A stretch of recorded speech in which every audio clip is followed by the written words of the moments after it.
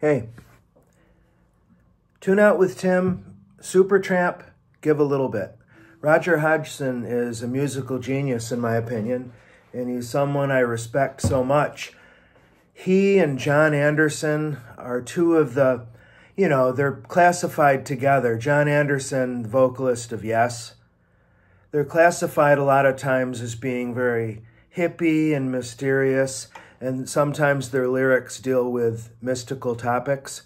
But Hodgson has some really genuine human lyrics, and I've studied a lot of his interviews. He seems like a genuinely grounded person. And like musical geniuses are, Hodgson is multi-instrumentalist. I mean, he's doing the piano and keyboard on a lot of their famous songs, but this one he wrote and played on I believe it's 12-string acoustic. I don't have any 12 strings at the time. So this is a music appreciation video. It's kind of a lesson, if you want to follow along. It's one of those things where the chords are really easy. Well, I know easy is a relative term, please understand. I understand that. But relatively easy. They're all, they're folk chords, A7, D major, my favorite chord, G with an added D, and B minor. There's a few chords, F sharp minor, there's a few going on there. And you can carry it all with a single guitar. Definitely a 12-string will work. Oh boy. That's another subject though. If you've never played guitar before, it's one thing to have 6 strings to try to keep them in tune. I think we're okay. But when you've got 12 strings, oh boy, it's great tedium. However, I have to say most of the time it's worth it, because once the 12 string is in tune, that thing will ring. Unbelievable.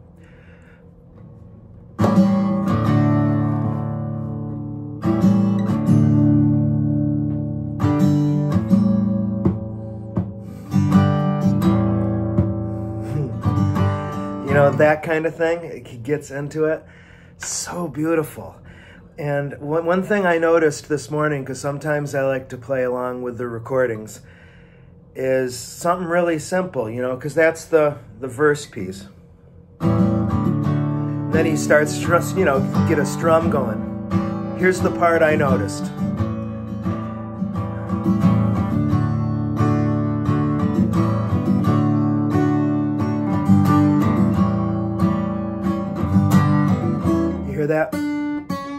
That D flat, it's important. In the past, I think I've played a G major without that D, and it changes the melody. There's an embedded melody in the chord progression. So I'm really jazzed at that particular part of the song. And I love it coming out of the verse when it changes mood. In the verse, you can't get happier than D major. And I think Roger Hodgson, I relate to him because I make up anyway that he's a happy guy and that D is probably his favorite chord. I'd love to be able to ask him that someday. But it's just so happy and springy, and then it takes, if not a darker turn, at least a more emotional one when we get into the B minor. And then he takes that B minor to an unexpected place, E major, sus, which I could never figure out back in the days before the internet, when I remember my teenage friends used to be amazed that I could go into Gerber Music, if anybody remembers that, in the old Shoppingtown Mall. Go to the back, grab a tablature book, study it intently for 10 minutes, and then come home and play it all back. I was able to keep it in my head pretty well in between being at the music store at the mall and getting home in Fremont. What is that to do with anything, I'm wondering? I'm not sure. It just totally dropped out of my head. But let me play that second part.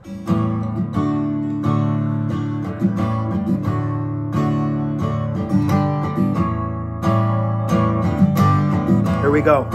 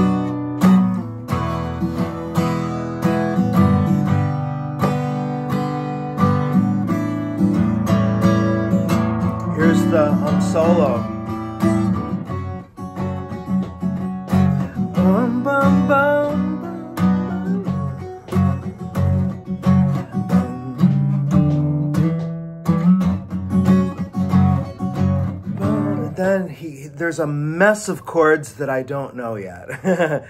So I have to stop there. But is that a jam? And is that just something that I defy anybody who's having a bad moment, or bad's the wrong word, who's having a down moment, let's say, to play that if they're a musician, particularly if they're a guitarist, because it will animate you. It really does. Again, the brilliance there to me is the contrast, just musically. I'm not even talking about the lyrics, between the major and the minor. And as you saw in the solo section, we get the...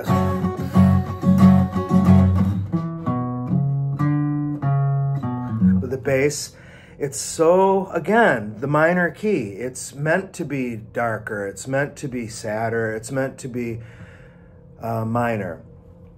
And like I said, to come out of that, Roger, sometimes his chord progressions are so outside the box. The band flies through a mess of chords to come out of that solo and to eventually get you back into the final verse, you know?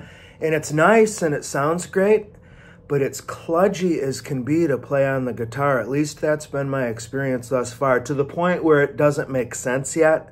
And there's no way I'm going to remember the music if it doesn't make sense to me. So that's why I have that blank spot there.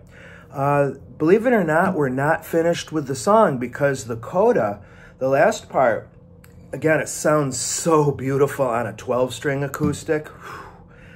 That piece that goes, wait a minute, 1, 2, 3, 4.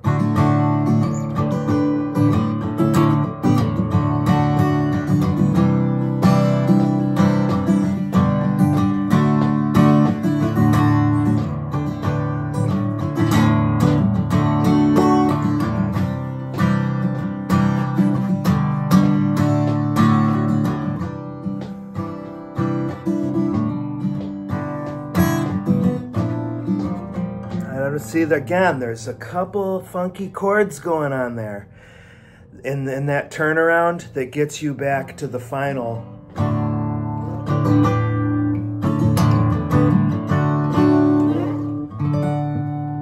Which is such a money way to end that song at the octave. That music is so mature. I don't know how old Hodgson was when he wrote that. But it strikes me that, you know, that metaphor of, oh, they're an old soul. Seems like they've got a lot of accumulated wisdom up there in their grape. That's how I feel about Hodgson. That ethereal gypsy type deal that he's got going on might have more substance to it. Who knows? Let me see. I think that's it. Let me see. How are we doing on time? Pretty well. Little bit of time left if we're going to go to 10.